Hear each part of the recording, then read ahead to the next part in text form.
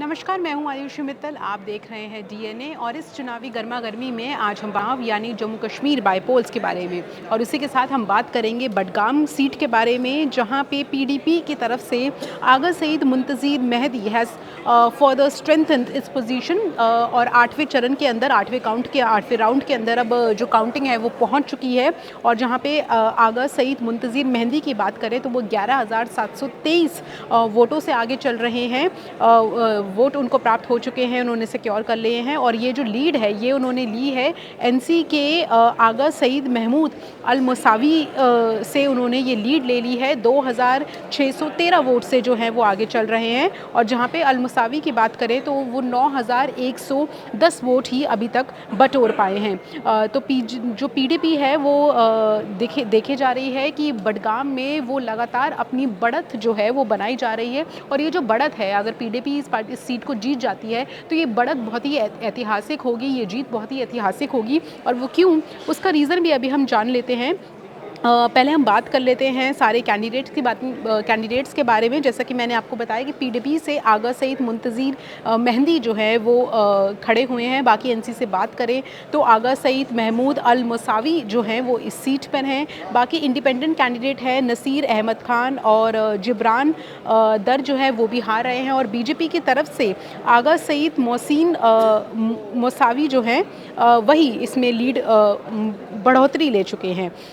बाकी हम बात करें कि आखिर इन दो सीटों पे जम्मू कश्मीर की बडगाम और नगरोटा सीट पे चुनाव आखिर क्यों हो रहे हैं, क्योंकि देखिए ये दोनों सीटें बहुत ही अहम हैं।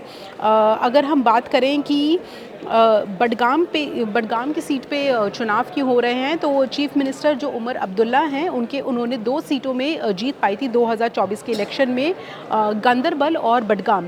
तो गांदरबल सीट को अपने पास रखेंगे और बाकी ये जो बडगाम सीट है इसको वो सरेंडर कर देंगे, इसको वो वेकेंट कर देंगे। और तब से वहाँ पे जो है वो एमएलए नहीं है, वहाँ के लोकल जो एमएलए की सीट है वो खाली है। इसी के चलते ये जो बाईपोल्स हैं ये अनाउंस हुए हैं। और इसी के चलते बाईपोल्स अनाउंस हुए हैं। लेकिन जो अभी जो रिज़ल्ट आ रहे हैं, अभी जो नतीजे हैं, अभी जो ट्रेलिंग और लीडिंग की अगर हम बात करें तो उसके जो नतीजे हैं वो बहुत ही शॉकिंग है, वो बहुत ही ज़्यादा शॉकिंग है। क्योंकि अगर हम बात करें तो एनसी जो है इस सीट को हमेशा से रूल करती हुई आई है।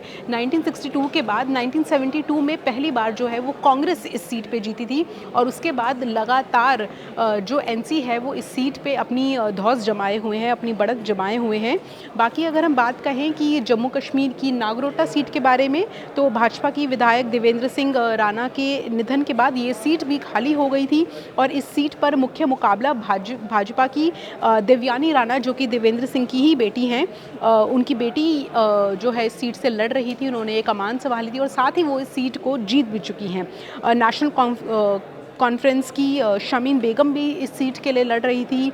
जम्मू कश्मीर की नेशनल पार्टी हर्ष द्विवेदी सिंह के बीच में भी इस सीट को लेकर लड़ाई थी। तो अभी यही है यहाँ तक की अपडेट और देखना ये है कि क्या बडगाम में जो एनसी है वो अपनी सीट को अपने कब्जे में वापस ले पाएगी या फिर पीडीपी इस साल बाजी मार जाएगी। तब तक के लिए खबरों में रहने के लिए आप देखते रहिए डीएनए। चुनाव से जुड़ी सारी जानकारियाँ आपको यहीं मिलेंगी।